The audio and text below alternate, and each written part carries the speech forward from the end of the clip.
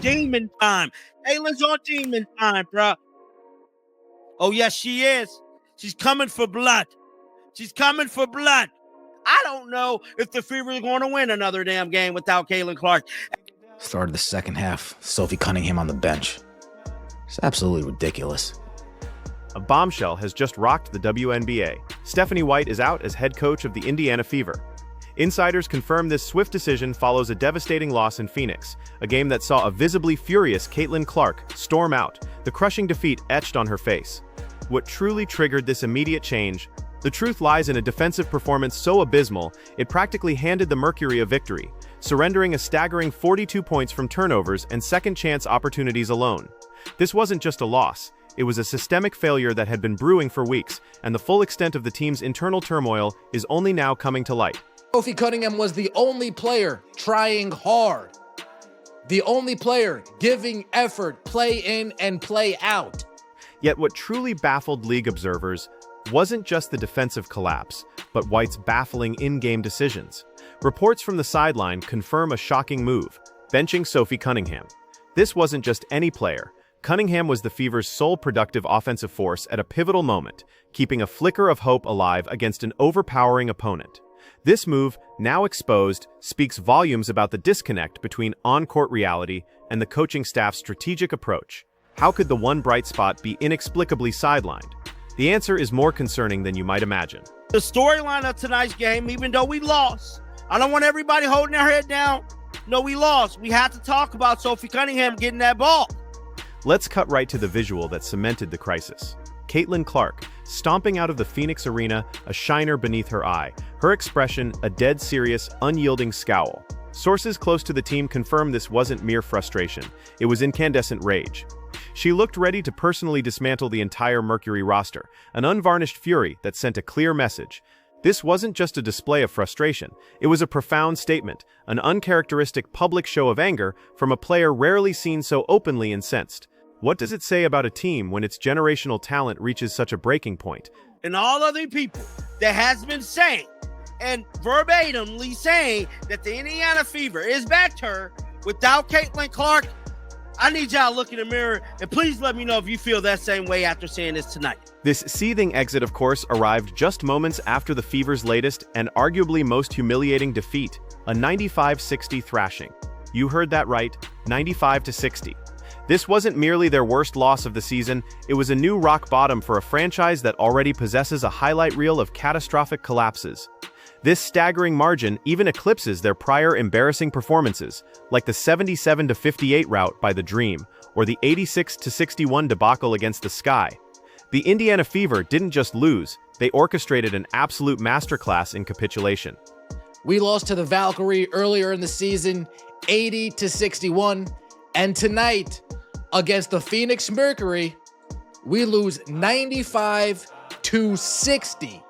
And let's be unequivocally clear, this was never a close contest that slipped away. The raw numbers expose a team that simply folded. From the opening tip, a pervasive lethargy permeated their play, and by the end of the first quarter, you could visibly see the fight drain from their eyes, as if a collective resignation had settled in. Meanwhile, on the opposite end of the court, Alyssa Thomas was rewriting the WNBA history books, becoming the first player ever to record 3 consecutive triple-doubles. Her teammate DeWanna Bonner, seemingly oblivious to Indiana's non-existent defense, casually poured in 23 points. It felt less like a basketball game and more like a Mercury skills exhibition, with the Fever willingly serving as static props. DeWanna Bonner just got done doing your team absolutely dirty. You guys escape with a victory when they come to Indiana, and you wipe your hands of it like it's all over and finished with. No, it goes both ways. The despair from the fan base is now palpable, coalescing into one urgent question: can this team actually win another game without Clark? The unanimous consensus among league observers and fans alike seems to be a resounding no. People are openly declaring the Fever essentially rolled over and died before halftime, a generous assessment considering some argue they never truly stood up in the first place. This wasn't just a bad night, it was a complete organizational crime scene. Amidst this chaos, one player defied the collective surrender, Sophie Cunningham. Back in her former home arena, she seemingly grasped the gravity of the moment. delivering 18 points on hyper-efficient shooting, including 5 of 8 from beyond the arc. Last game, when Sophie Cunningham wasn't getting the ball, guess what happened when they passed Sophie Cunningham the ball? She scored 18 damn points in 26 minutes. But the stats don't tell the full story of Cunningham's impact. She also chipped in 2 assists and 2 rebounds, but here's the kicker. She was the only Fever player to shoot over 50% for the entire night. More than just numbers, she brought an undeniable edge. She was actively jawing with Alyssa Thomas, getting into it with DeWanna Bonner, even tangling with Kalia Copper. Cunningham was in full warrior mode, exhibiting the kind of fiery determination utterly absent from her teammates. So with a player demonstrating such passion and undeniable effectiveness, what could possibly explain the coaching staff's next baffling move? The most embarrassing loss of the season for the Indiana Fever. Despite being the sole hot hand, displaying unwavering aggression and consistent scoring, Cunningham was inexplicably benched to start the second half. And who replaced her in the lineup? Lexi Hull. The same Lexi Hull, who astonishingly went 0 for 8 from three-point range. Let that sink in, one player converting over 60% from deep, another hitting 0%, and the coach chooses the 0% shooter to start a crucial half. This level of strategic ineptitude borders on self-sabotage. Post-game, Cunningham, ever the professional, tried to offer a polite explanation, but the frustration was barely masked. I mean, it sucks, right? You don't ever want to see anyone be injured on any team. I feel like there's been a lot of injuries this year in the W, harsh ones, I think. And, it's just another one. And Sid is still the heartbeat of our team. She's going to be okay. What the public heard from Cunningham was a standard deflection, a well-rehearsed line about being happier in Indiana and battling injuries. But what insiders understood was a thinly veiled critique, a professional athlete's coded language for, "I have no idea why my coach made that decision, but I'm not getting fined for saying it." Phoenix fans, recognizing her fierce loyalty, actually gave her a warm ovation, celebrating her return to the Footprint Center. The tragic irony, her own teammates and coaching staff effectively left her stranded, squandering a performance that should have guaranteed a win.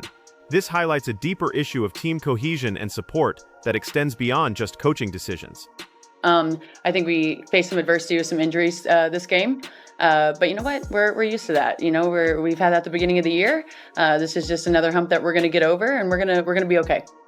Beyond Cunningham's valiant effort, the remainder of the so-called key players performed a stunning disappearing act. Aaliyah Boston, who by all accounts should be dominating inside, finished with a meager 4 points in 26 minutes, converting only 1 of her 6 field goal attempts. These weren't contested fadeaways or tough looks. Sources confirm these were close-range shots, baby hooks, opportunities within arm's reach of the basket. She was systematically bullied inside by Thomas, Bonner, and Natasha Mack, looking, frankly, like a rookie fresh off a recreational league. Her inability to assert herself against established post players raises serious questions about her current form and confidence. Aaliyah Boston, 4 points in 26 minutes, 1 for 6 from the field. We're talking about baby hooks. We're talking about gimmies with around 3 feet of the basket. And then there's Kelsey Mitchell. While I've defended Mitchell's contributions in the past, her performance in this game was nothing short of catastrophic. She managed a paltry 12 points on a dismal 4 of 17 shooting, including a woeful 1 of 6 from beyond the arc. The player known for drawing fouls somehow turned the ball over 5 times and posted a hideous -39 plus-minus rating. This wasn't merely a bad game. It was an absolute unmitigated disaster, the kind of footage you desperately want to erase from existence. Her performance was not just detrimental, it fundamentally crippled any chance the Fever had at competitiveness. I think it affects emotionally because nobody wants to see a teammate go down like that. But also, on the floor, that's another point guard, a primary ball handler, someone who is a big part of our rotation on both ends of the floor. And so beyond the starters, the bench offered little more than a collective shrug. Natasha Howard barely saw the court, playing a mere 18 minutes before being effectively benched once the game spiraled completely out of control. Ari McDonald contributed 4 points and 3 assists in limited minutes, a negligible impact. Michaela Timpson, however, actually provided an immediate spark, chipping in 5 points and 2 boards in just 10 minutes. Yet for some inexplicable reason, she was barely utilized. The rest of the reserves, including Chloe Bibby, contributed next to nothing offensively. You could have replaced half this roster with cardboard cutouts and honestly achieved the same level of offensive production, This game meant just as much to Sophie Cunningham as it did to the Indiana Fever when DeWanna Bonner made her return. The only difference is nobody on the Indiana Fever had Sophie Cunningham's back. The raw shooting numbers tell a truly damning story. As a team, the Indiana Fever converted a shocking 34% from the field. That's already abysmal. From three-point range, they managed a pathetic 7 of 30, equating to a chilling 23%. But the most egregious statistic? A truly embarrassing 53% from the free throw line on just 13 attempts. Missing shots from deep happens, it's part of the game, but missing nearly half your free throws, those are literally called free points for a reason. This level of sloppiness at the charity stripe isn't just poor shooting, it's a profound statement about the team's discipline and focus when it matters most. You don't care. You literally left your teammate hung out to dry tonight. This wasn't merely a loss. It was a comprehensive collapse of execution, a blatant abandonment of effort, and frankly, a complete absence of common sense. With Clark sidelined and Sophie Cunningham actively performing, instead of leaning into their only productive player, the Fever coaching staff chose to rearrange deck chairs on the Titanic. You truly cannot invent this level of strategic blunder. This is precisely how you end up with your franchise player storming out, looking poised to personally dismantle the opposing team in the next matchup. And honestly, after witnessing this debacle, WNBA Elite hopes she does exactly that. I'm going to talk about the hometown hero. Sophie Cunningham, 18 points, 5 assists, shooting 66% from the field. Beyond the shooting woes, the defensive numbers paint an even more damning picture. Phoenix aggressively secured 44 rebounds compared to Indiana's meager 32. This occurred despite Indiana possessing the tallest player on the court, a critical structural advantage they failed to capitalize on. It's akin to showing up to a buffet as the hungriest person in the room and somehow leaving starving because you couldn't be bothered to queue up. You possess the height and size, yet evidently a profound aversion to fundamental boxing out. Moreover, the Fever handed the Mercury a staggering 42 points directly from turnovers and second-chance opportunities. That's nearly half of Phoenix's entire score originating from Indiana's self-inflicted wounds. This catastrophic lack of discipline wasn't just a misstep, it actively fueled Phoenix's entire offense, raising questions about fundamental coaching. And what, you didn't have your team ready tonight? From a mental standpoint, from a game plan standpoint, does anybody do you guys practice? Do you guys watch film? I don't understand. And what's more alarming is this wasn't some fluke statistic. This catastrophic deficit was the direct product of 22 turnovers against a paltry 12 assists. This isn't just bad. This suggests a fundamental breakdown in offensive rhythm and flow. The ball movement was virtually non-existent, replaced by constant giveaways, lazy passes, and a complete absence of any coherent structure, just unadulterated chaos. At times, it genuinely felt like the Fever's offensive strategy was to throw the ball directly to the nearest player wearing a Mercury jersey. This level of offensive incoherence isn't just poor execution, it signals a complete breakdown in fundamental team play and a concerning lack of discipline. I need somebody to make that make sense for me. 12 assists as a team, 22 total turnovers. 12 assists and 22 turnovers. A deeper dive into the quarter-by-quarter scoring reveals a chilling narrative of offensive stagnation. 16 points in the first quarter, 20 in the second, a precipitous drop to 11 in the third, and a dismal 13 in the fourth. This isn't a scoring chart, it's a slow descent into an offensive coma. And this isn't an anomaly, it's a disturbing trend for this team to consistently post sub-15-point quarters. These numbers no longer provoke surprise or concern. They've become the predictable pattern of a Tuesday night for the Fever. This consistent inability to sustain offensive rhythm indicates a deeper systemic flaw, a problem that goes far beyond any single game. I can't with these losses. I mean, tonight's loss was ridiculous, guys. I mean, just downright ignorant. This was a downright ignorant loss. Now, let's talk about the so-called Stephanie White coaching masterclass. What insiders witnessed was a baffling display of coaching mismanagement, a blueprint for transforming a contained dumpster fire into an uncontrollable forest blaze.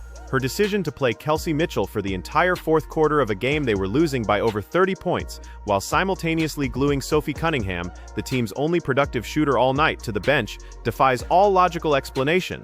It's akin to keeping your fully functional engine in the garage while attempting a cross-country road trip on a broken-down moped. Such baffling choices raise uncomfortable questions about the decision-making process, questions that ultimately led to her swift departure. Started the second half, Sophie Cunningham on the bench. It's absolutely ridiculous. Then there's the truly bewildering choice to start the second half without Sophie Cunningham, instead opting for Lexi Hull, a player who seemingly couldn't buy a bucket even with Jeff Bezos' bank account. We're talking 0 for 8 from three-point range, 0 for 8. Meanwhile, Sophie Cunningham was converting over 60% of her deep shots. It became abundantly clear that on that particular night, logic and fundamental basketball sense had decided to take a permanent vacation from the Fever sideline. This wasn't just a bad substitution, it was a glaring refusal to acknowledge on-court performance, a fundamental flaw in real-time strategic adjustment that left league executives scratching their heads. DeWanna Bonner scores over 20 points. Sophie Cunningham making her return to Phoenix, and it seems as if nobody on our team other than Sophie Cunningham felt any type of emotional connection to this game. What's truly damning about the Fever's approach is the complete absence of tactical evolution. There were no visible offensive adjustments throughout the game.